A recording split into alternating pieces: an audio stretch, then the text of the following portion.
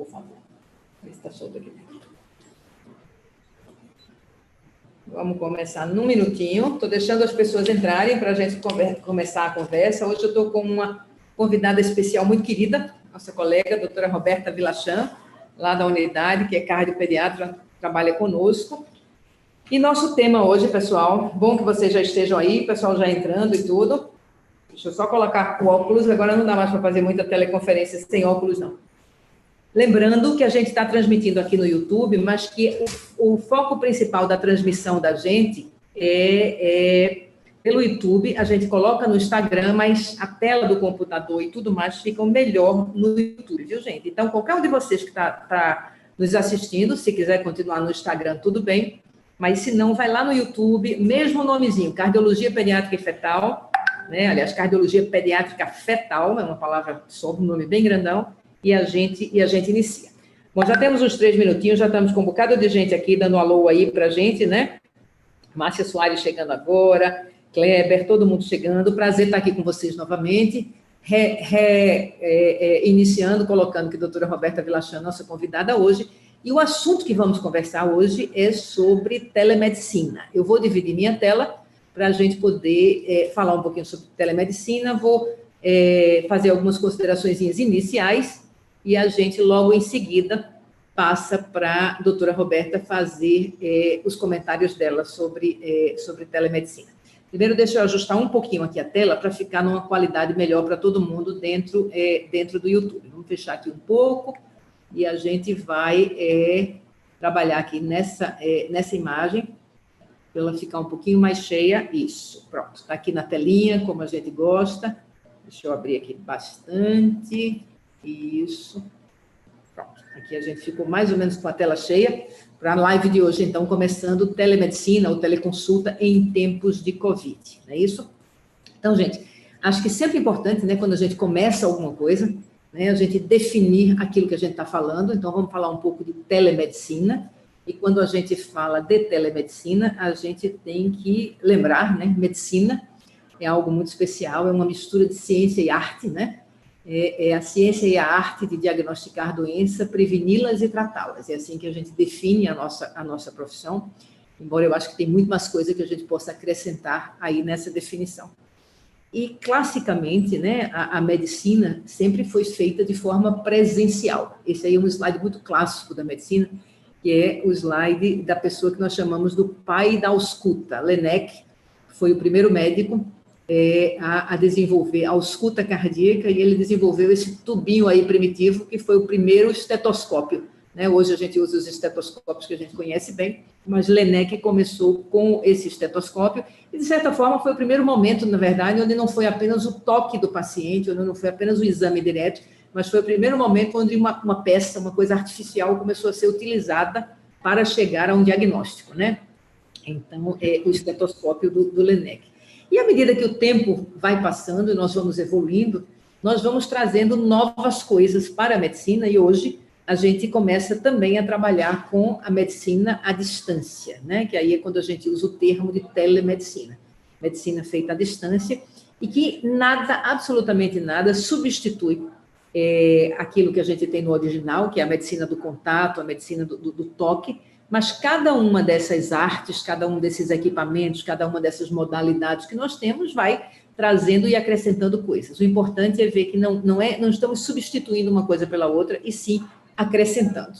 Eu gostei desse slide aí, porque toda vez que eu falo de telemedicina, eu digo, olha, na primeira vez que alguém pediu ajuda à distância, né, e disse assim, estou com um paciente bronca aqui, você pode me ajudar? Essa pessoa estava fazendo telemedicina. Então, se foi com sinal de fumaça, ou através de um telefone, ou no grito, ou de outra forma, mas o fato é que 2 seres humanos que não estavam fisicamente unidos naquele momento, eles se ajudaram para salvar uma vida, para ajudar a vida de alguém. Então, eu acho que a primeira telemedicina feita foi essa. Pajé, manda aí um sinalzinho de fumaça para perguntar se do outro lado tem aquela ervinha própria para ajudar o paciente que a gente precisa. E ao longo do caminho, isso foi, como eu disse, foi crescendo. Hoje a gente tem uma série de definições dentro da telemedicina, né? O teleatendimento, que em geral é só para uma marcação, para uma coisa mais rápida, a teleconsulta, que é realmente com o médico em algo mais detalhado, o telediagnóstico, que é uma das coisas mais frequentes, né? Você mandar uma imagem à distância, A gente hoje usa isso no WhatsApp, às vezes no telefone, pega uma imagem de um eletrocardiograma, uma imagem de uma lesão de pele na dermatologia, e você olha aquela lesão e pode orientar como lidar com isso. A telemonitoração, o monitoramento, que também vem crescendo muito, né? É aquele paciente que recebe em casa algumas orientações e tem alguns aparelhos, né? Você pode ter um aparelhinho para ver sua saturação de oxigênio. Eu vou sempre puxando para cardio, claro, porque é minha área, mas os diabéticos têm isso, né? Tem várias outras áreas em que a gente trabalha, então você usa aquele aparelhinho e manda de volta. Pacientes há muitos anos, né, que tem marca-passo e que eles telefonam, encostam o telefone ali e o sinal do marca-passo passa e o médico vê se o aparelho está funcionando ok ou não, se precisa ajustar. Muito mais complexo, claro, a telecirurgia, e aí a gente já entra numa área difícil. A gente sabe que esses super robôs hoje em dia, onde o médico pode à distância fazer um controle, isso não é uma realidade ainda na maioria dos lugares, isso envolve uma precisão da internet que a maioria dos lugares não tem, porque você já imaginou o médico fazer um movimento lá não sei aonde e a rede não passar aquele movimento e o robô não repetir tudo isso. Então, aí já entra quase na ficção científica, mas a ficção científica de hoje, muitas vezes, né, a medicina de amanhã. Então, a gente tem tudo isso. E, assim, as teleconferências para discutir, o telecurso, todos os sites educativos, tudo isso são ferramentas que nos ajudam a lidar melhor com nossos pacientes.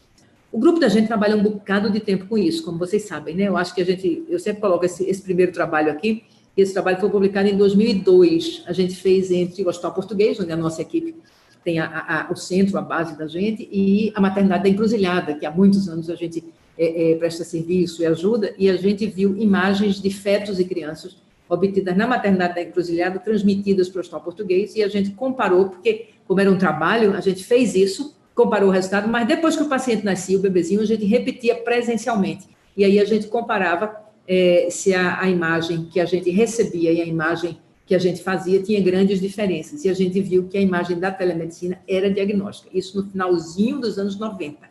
O trabalho é publicado em 2002, mas ele foi exatamente 1999 e 2000.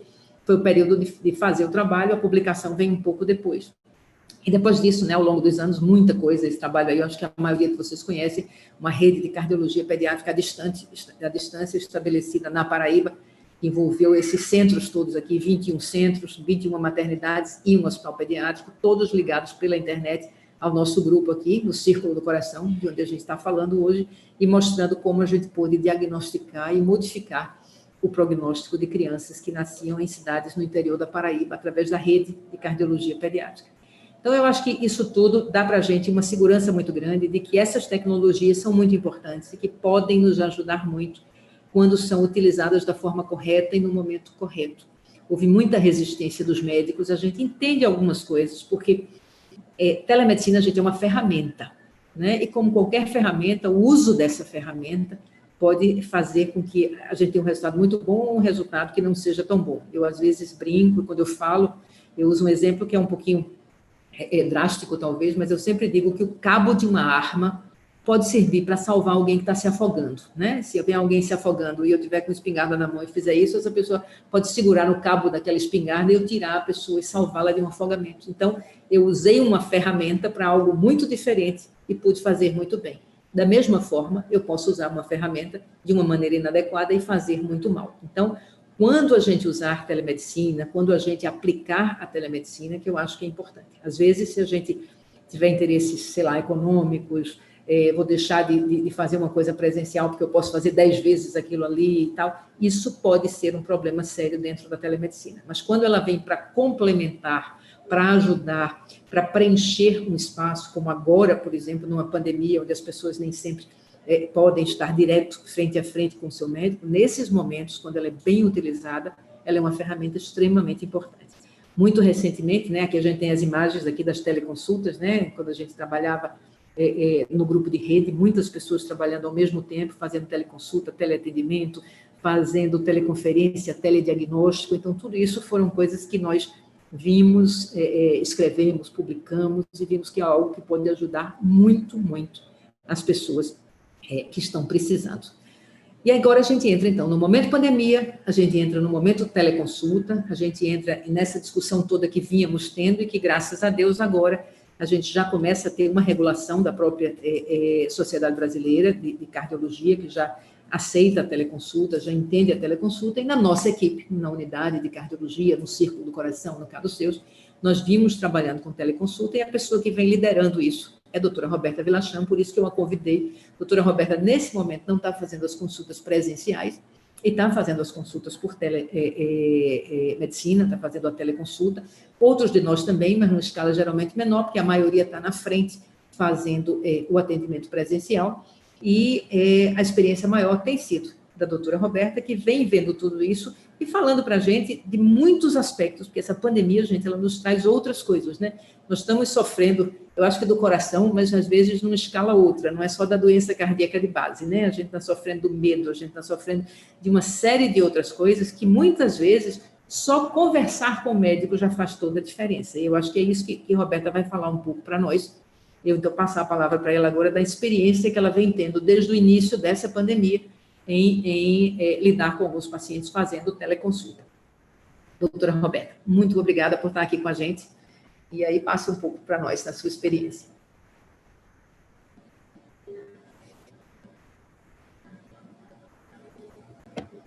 Boa tarde. É com muito prazer que eu estou aqui com a doutora Sandra, atendendo a esse convite, que ela sabe tão bem o que significa para mim. Realmente, a gente tem feito algumas teleconsultas desde o início da pandemia. Como Sandra disse, essa pandemia levou a gente para muitos lugares, né? Muitos lugares, e eu acho que o principal deles, o lugar de estar conosco, de estar dentro da gente. Ao mesmo tempo, a gente tem um dever a cumprir, a gente tem uma profissão, e a gente honra isso também.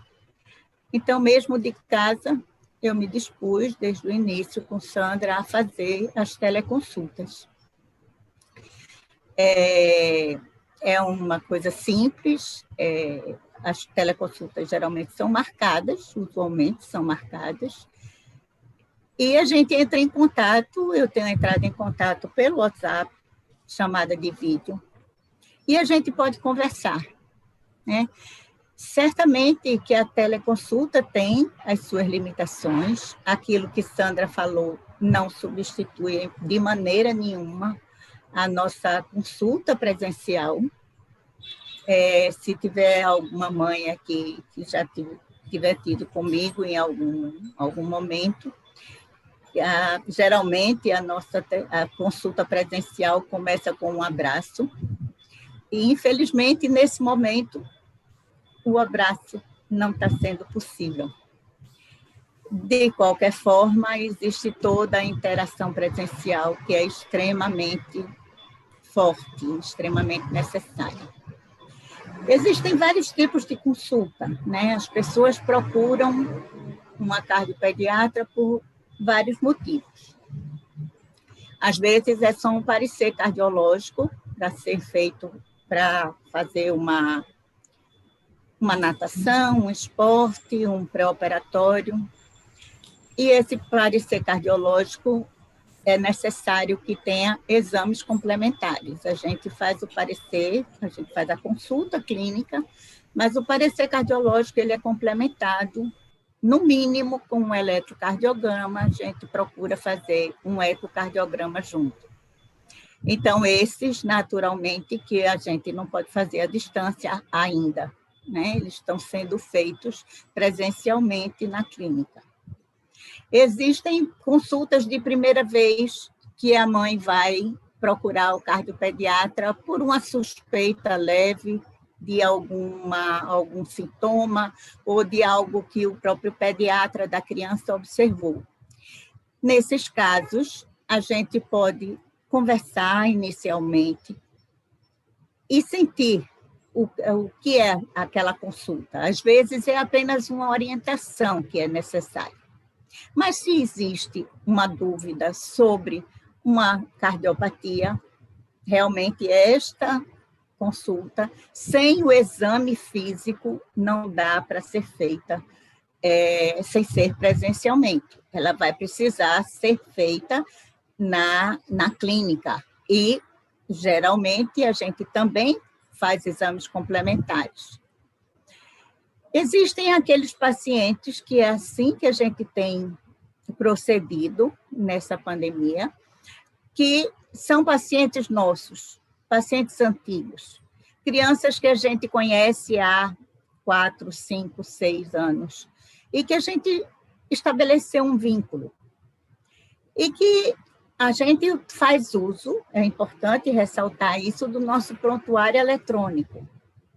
A clínica dispõe do prontuário eletrônico que eu posso acessar da minha casa. Então, quando a gente faz a comunicação via WhatsApp, eu já estou no computador, já estou com o prontuário da criança na minha frente. Se ela tiver realizado alguns exames recentemente, eu posso ver o exame através do prontuário eletrônico.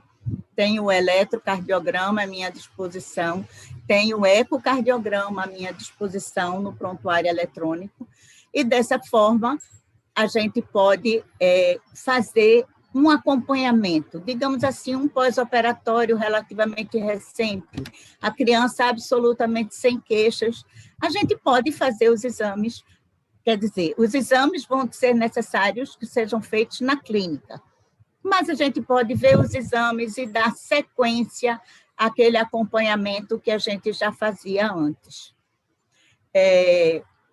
No entanto, certamente que existem pacientes que estão num grau de evolução que a gente precisa da consulta presencial.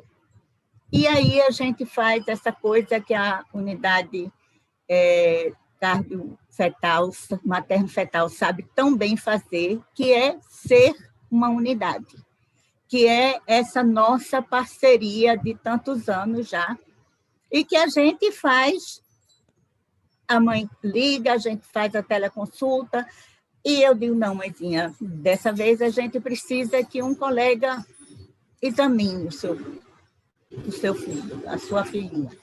A gente precisa ter o contato, a gente precisa ter o feeling da consulta, do exame físico. É impossível se fazer medicina sem história clínica, sem exame físico. Isso não cabe na minha cabecinha. O que eu estou falando é de um acompanhamento, que é bem diferente. Certo? Mas que a gente pode se complementar, como eu estou falando, já que a gente é uma unidade, a gente faz, a gente liga, eu falo com a médica que vai atender na clínica, e tudo isso tem sido possível e tem sido relativamente simples de ser feito, e com bons resultados, eu diria. É muito importante a gente saber também, a gente pensar que a consulta ela não se limita ao diagnóstico da doença, né? Especificamente.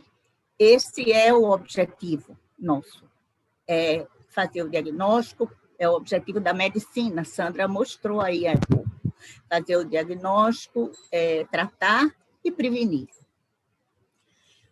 Mas, ao mesmo tempo, principalmente nessa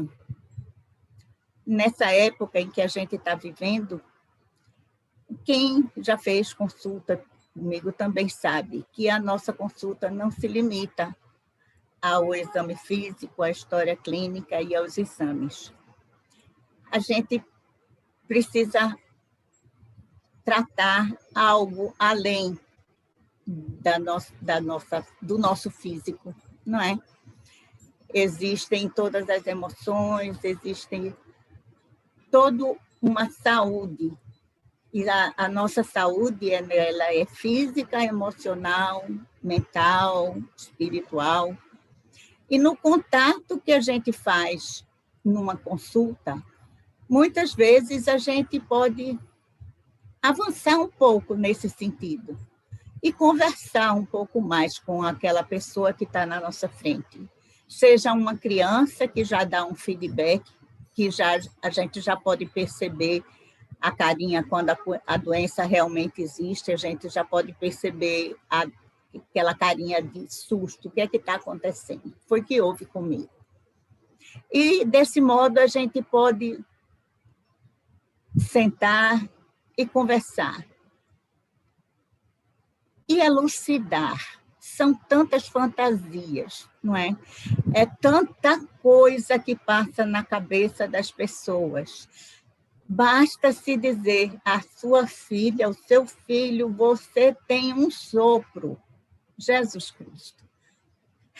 Isso, às vezes, é motivo para tanta noite de insônia, para tanto desequilíbrio numa pessoa e até numa família. Vocês não têm ideia.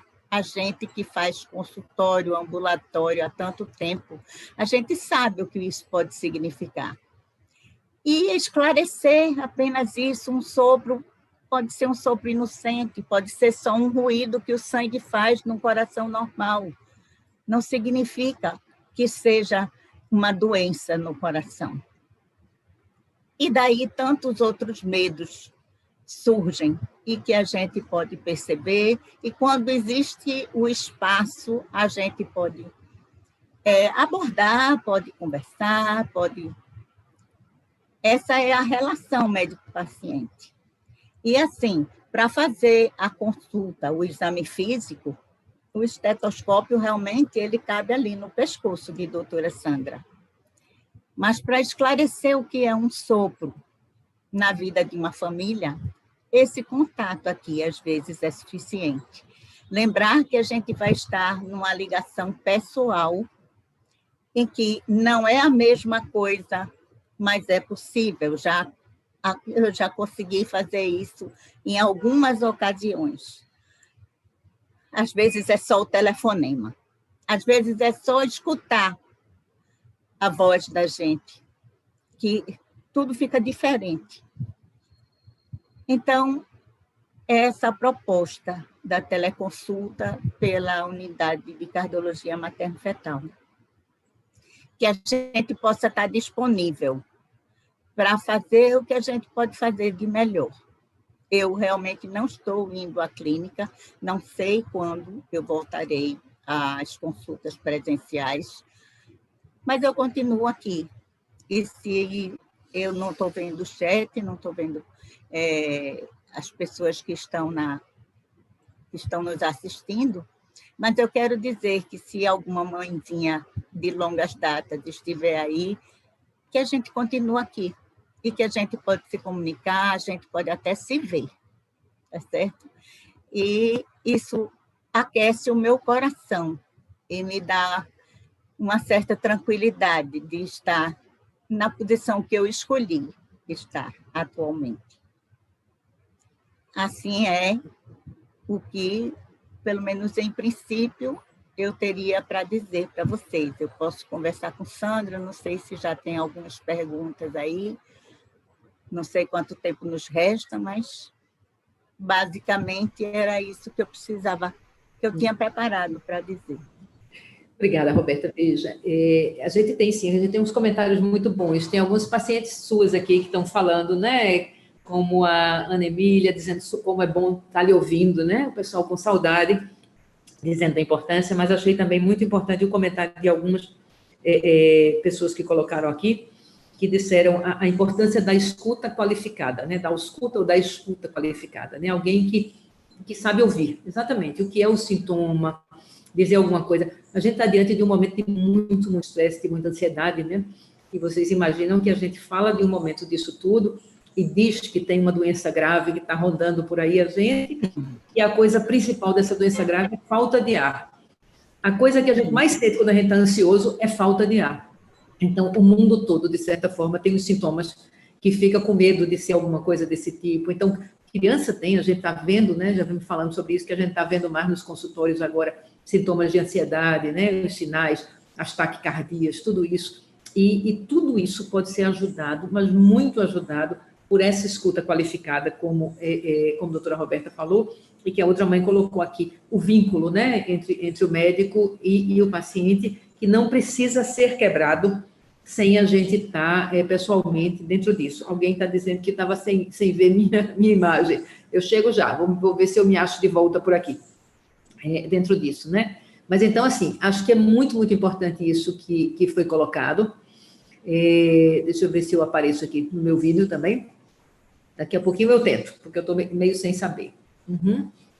Mas eu queria, então, agradecer a vocês. A gente não tem muito tempo. O que eu vi mais aqui, Roberta, hoje, foram os elogios, né, das pessoas, falando de como foi bom estar aqui, estar lhe ouvindo, estar vendo dentro disso. Vi essa colocação de todo mundo, de pedir, de achar importante que esse vínculo seja criado, e vi também algumas perguntas aqui. Uma delas foi, se uma pessoa tem um exame que não foi feito no serviço da unidade, que não está no prontuário da unidade, a pessoa foi vista em outro local, ela pode fazer uma teleconsulta e, por exemplo, lhe mostrar o resultado desse exame, tirar uma foto, mostrar o resultado desse exame. Dessa forma, ajuda também, que às vezes tem alguém que fez o exame em outro local, mas que queria fazer uma teleconsulta. Isso é possível? Sim, é possível, sim. A gente pode ver o exame dessa forma, com uma foto, alguma coisa assim. E claro que tudo depende da situação, não é? Se é um paciente que a gente conhece e que apenas fez um exame de controle no outro lugar, não tem problema nenhum. Na verdade, tudo é possível que a gente converse, né?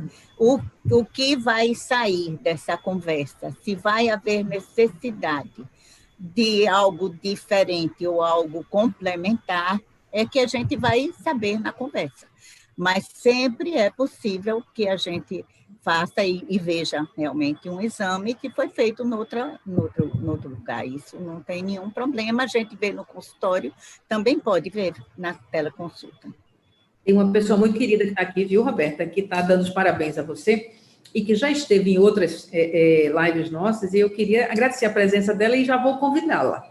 É a Adriana Rita, doutora Adriana Rita Carneiro, pediatra, e que eu gostaria muito, inclusive, que a Adriana participasse conosco de uma dessas nossas lives para falar um pouco também da visão do pediatra, né, da experiência do pediatra, essa questão realmente da gente também está sentindo muito mais ansiedade. A gente tem outros colegas presentes, doutor Raimundo Amorim, do Rio Grande do Norte, foi nosso residente, uma pessoa maravilhosa. Então, essas pessoas aqui presentes e se manifestando positivamente.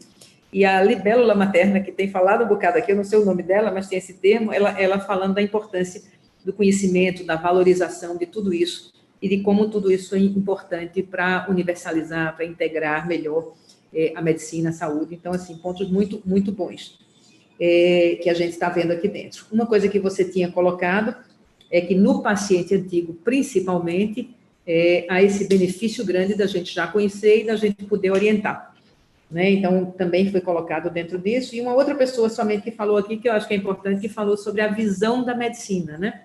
Então, assim, se a gente tem uma visão da medicina especificamente técnica, só de exames, de máquinas e de tudo, talvez até a gente não acredite que a telemedicina possa ajudar tanto, já que ela limita muito tudo isso. Mas acho que você podia dizer mais uma palavrinha, a gente só tem 2 minutinhos, mas eu sei da sua visão da medicina, nós sabemos, né, a gente está juntas há tantos anos, e que a medicina vai muito além das máquinas e da parte técnica, né? Certamente, Sandra, é uma visão comum, aliás, né, nossa. A gente entende que as pessoas são muito mais do que esse corpo que a gente tem, né? A gente é um ser espiritual e a gente está aqui para passar por tudo isso.